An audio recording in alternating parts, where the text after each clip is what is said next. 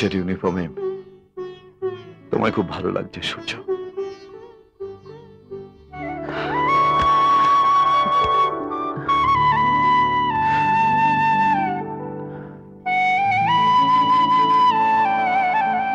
আজ তোমাকে দেখে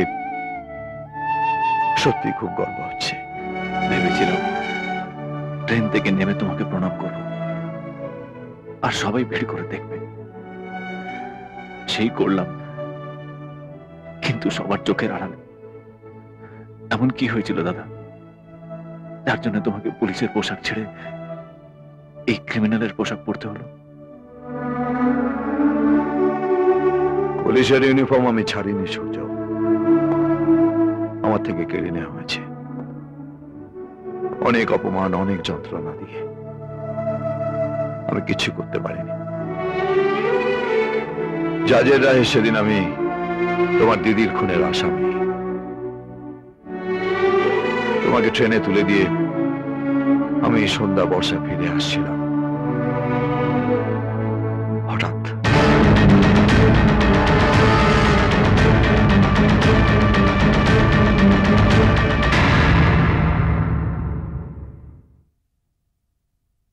ডক্টর, ও কেমন আছে? অপারেশন সাকসেসফুল, কিন্তু এখনো ঠিক কিছু বলা যাচ্ছে না। আমরা ওনার সঙ্গে কথা বলতে পারি? একদম না। ওনাকে একটু নিশ্চিন্তে থাকতে দিন তো, আর ঈশ্বরের কাছে প্রার্থনা করুন যাতে উনি তাড়াতাড়ি সুস্থ হয়ে ওঠেন। দেখুন, ডিএসপি অগ্নিশ্বর রায়ের মতো একজন মানুষের পিছিয়ে থাকাটা আমাদের পক্ষে খুব দরকারি বলে জানবেন। কিন্তু সবাই তো বলছে এর জন্য আপনি দায়ী।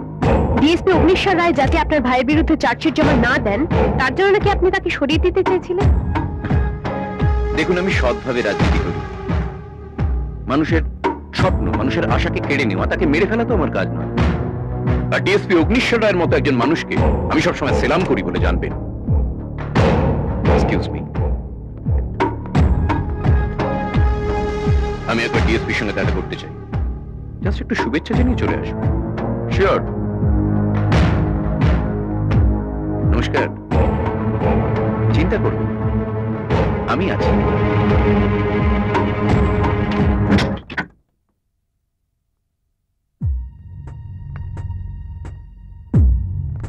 নমস্কার ডিএসপি সাহেব। দেখি গুলিটা ঠিক কোথায় লেগেছে। আর শুয়ারগুলো ঠিক মতো গুলিও করতে পারে না। যাকে যা হয়েছে ভালোই হয়েছে বুঝলে। এক্ষুনি তো চার্জশিট দিতে পারছো না, হাতে বেশ কিছুটা সময় পাওয়া গেল। তোমাকে তাড়িয়ে তাড়িয়ে মারতে পারবো আমি। গাছ কাটা দেখেছো? প্রথমে ডালপালাগুলো ছেটে গাছটাকে ন্যাড়া করে ফেলা হয়, তারপর গাছটা এমনি মরে যায়। তোমার অবস্থাও ঠিক তাই করব। খুব শীঘ্রই তুমি খবর পাবে তোমার স্ত্রী আর ওই মেয়েটা তোমার আগেই মারা গেছে। খুব খারাপ ভাবে মারবো আমি ওদের, যাতে এখানে শুয়েও তুমি ওদের মারা যাওয়ার যন্ত্রণাটা টের পাও। উঠো না, উঠো না, তোমার লাগবে। Doctor, sister. ইয়েস। খুব যন্ত্রণা হচ্ছে বোধহয়। একটা ইঞ্জেকশন টিঞ্জেকশন দিয়ে ঘুম পাড়িয়ে রাখুন না। Sister, injection ready.